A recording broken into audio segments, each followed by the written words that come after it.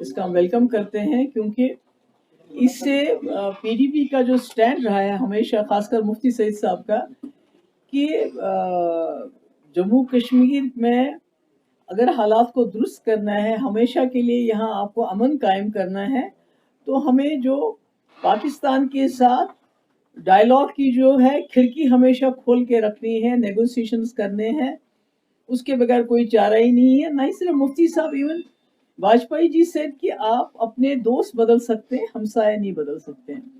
तो ये अच्छी बात है कि अगर आरएसएस के जनरल सेक्रेटरी ने ये बात कही है कि हमें पाकिस्तान के साथ बातचीत करनी चाहिए, इसके बगैर कोई चारा भी नहीं है। आपने देखा कि ईरान जैसा एक छोटा सा मुल्क, दूसरी तरफ से अमेरिका इतना बड़ा सुपर पावर, और इजराइल, उन्होंने कितनी अटैक्स किए ईरान पे, पर आखिरकार वो भी इस वक्त मजबूर होके चाहते हैं कि बातचीत से ही कोई मसले का हल निकले। और इसी तरह ऑपरेशन सिंदूर को 1 साल हो गया, और मुझे लगता है दोनों तरफ से रियलाइजेशन है, खासकर जो यहाँ जो आरएसएस के लीडर ने कहा है कि भाई हमें बातचीत ही करनी चाहिए। तो इससे तो मुझे लगता है कोई रास्ता है नहीं। अगर हमको मिलजुल के रहना है, तरक्की करनी है, खासकर हमारा एक्सपीरियंस रहा है वाजपेयी जी के टाइम में, डॉक्टर मनमोहन सिंह जी के टाइम में जब बातचीत का सिलसिला शुरू हुआ था, तो उसका एक पॉजिटिव इम्पैक्ट पड़ा था जम्मू कश्मीर में। यहाँ मिलिटेंसी भी कम हो गई थी, पकड़ दकड़ भी कम हो गई थी, अट्रॉसिटीज भी कम हो गई थी।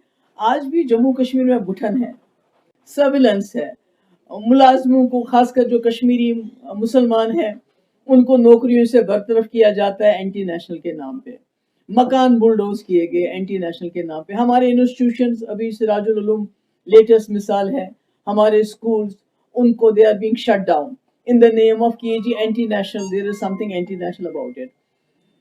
बहुत सी, और अब तो लेटेस्ट है कि चलिए ड्रग पेडलर को आप पकड़िए, उसको आप जेल में डाल दीजिए, मगर आप उनके घरों को भी आप उड़ा रहे हैं। तो कहीं ना कहीं जम्मू कश्मीर में एक घुटन है, एक पकड़ दकड़ का माहौल भी है। किसी ने कोई सोशल मीडिया पे कोई बात कह दी है तो उसके खिलाफ एफआईआर हो जाती है, या उसको थाने बुलाया जाता है। मैं समझती हूँ ये जो माहौल है, घुटन है, ये जो पकड़ दकड़ का माहौल है, ये जो हमारे हजारों लोग मुल्क के दूसरे जेलों में बंद है, और अब ये कहते हैं जब से ये ड्रग के खिलाफ एक अभियान चला है कि हमारे जम्मू कश्मीर के जेल भर गए हैं, अब यहाँ जगह नहीं, अब इनको बाहर लेके जाना पड़ेगा।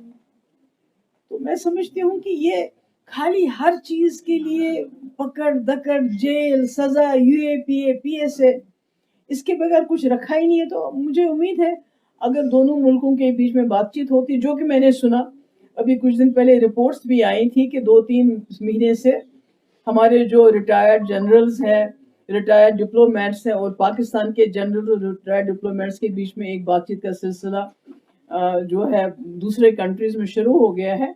तो अगर वाकई इसको अमली जामा पहनाया जाता है, मुझे लगता है उसका जम्मू कश्मीर के माहौल पे भी एक पॉजिटिव असर होगा।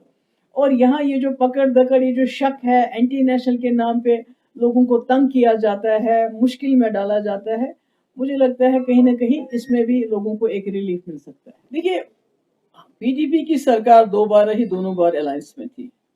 हमारे पास कभी इतनी मेजॉरिटी नहीं थी कि अगर हम चाहते भी तो इसको बैन कर सकते। आज नेशनल कॉन्फ्रेंस के पास 50 एमएलए हैं तकरीबन।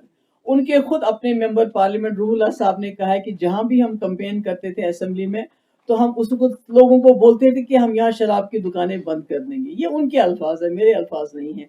अगर हमारे पास मेजॉरिटी होती इनकी तरफ, तो शायद हमने कोई ना कोई स्टेप लिया होता। दूसरा, फारूक साहब ने कहा कि शेख साहब को भी बताया गया था कि आप शराब बैन करो, उन्होंने कहा मैं नहीं कर सकता, मुझे रेवेन्यू मिलना चाहिए। मैं फारूक साहब से ये पूछना चाहती हूँ बड़े बाइज्जत तरीके से, हमारा सबसे बड़ा रेवेन्यू का जो सोर्स हो सकता था वो हमारे पावर प्रोजेक्ट, उससे बड़ा सोर्स तो कोई नहीं है जो हमारे पानी से पावर प्रोजेक्ट बनते हैं। आपने जब आप यहाँ 96 में वजीर आला बने, उमर साहब बीजेपी की सरकार में वजीर थे, आपने उस वक्त 7 पावर प्रोजेक्ट एनएचपीसी को हैंड ओवर कर दिए।